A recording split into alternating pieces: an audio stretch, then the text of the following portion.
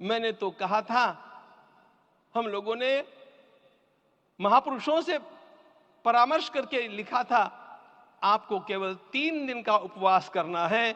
आपने 11 दिन का संपूर्ण उपोषण किया। हमने 11 दिन एक भुक्त रहने के लिए कहा था, उन्होंने अन्न का ही त्याग कर दिया। महाभारत में कहा गया है, अनशन यह सबसे बड़ा तप है, अनशन। और उसको उनके जीवन में साकार होते हुए मैंने केवल देखा नहीं, मैं थोड़ा तार्किक हूं।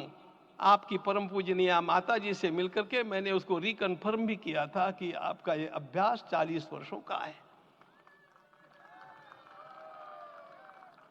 ऐसा तपस्वी कोई राष्ट्रीय नेता प्राप्त होना यह सामान्य बात नहीं है। वे इन दिनों में हमने कहा था कि आपको विदेश प्रवास नहीं करना चाहिए, क्योंकि सांसर्गिक दोष भी आते हैं। विदेश प्रवास टाल दिया सांसर्गिक देशों के इस दोषों की संभावना के कारण, लेकिन दिव्य देशों का प्रवास ऐसा किया। नासिक से आरंभ किया, गुरुवायूर गए, श्रीरंगम गए, रामेश्वरम गए। इन सारे स्थानों पर जाकर के वहां के परमाणुओं को लेकर के और पूरी भारत माता के हर कोनों में जाकर के मानो वे निमंत्रण दे रहे थे कि आइए दिव्य आत्माओं, अयोध्या पधारिए और हमारे राष्ट्र को महान बनाने के लिए आशीर्वाद दीजिए।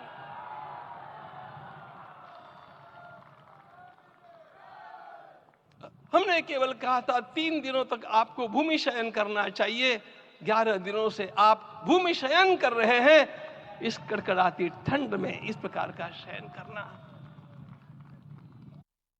मित्रों, ब्रह्मा जी ने सृष्टि को निर्माण किया।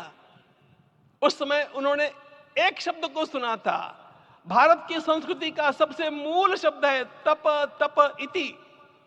हमारे पूज्य गुरुदेव के गुरुदेव परम गुरु कहा करते थे, कांची के परमाचार्य जी महाराज, तपश्चर।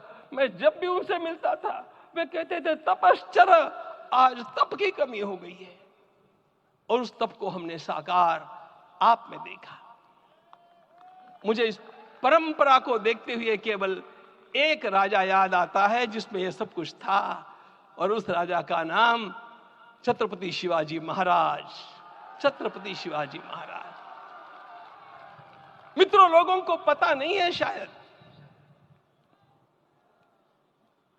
वे स्वयं जब मल्लिकार्जुन के दर्शन के लिए श्रीशैलम के ऊपर गए, 3 दिन का उपवास किया, 3 दिन शिव मंदिर में रहे, और महाराज ने कहा कि मुझे राज्य नहीं करना है, मुझे संन्यास लेना है।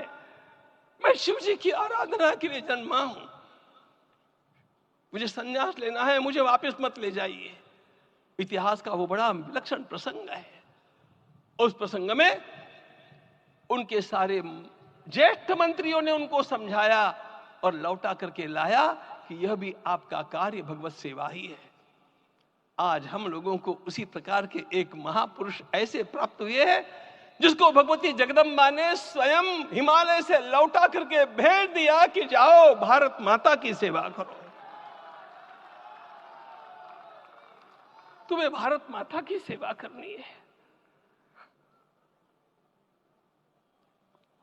मैं अपने को कभी श्रद्धा रखने के बारे में भावुक नहीं पाता हूं, लेकिन कुछ स्थान ऐसे होते हैं जहां पर आदर के साथ अपना मस्तक अपने आप झुक जाता है।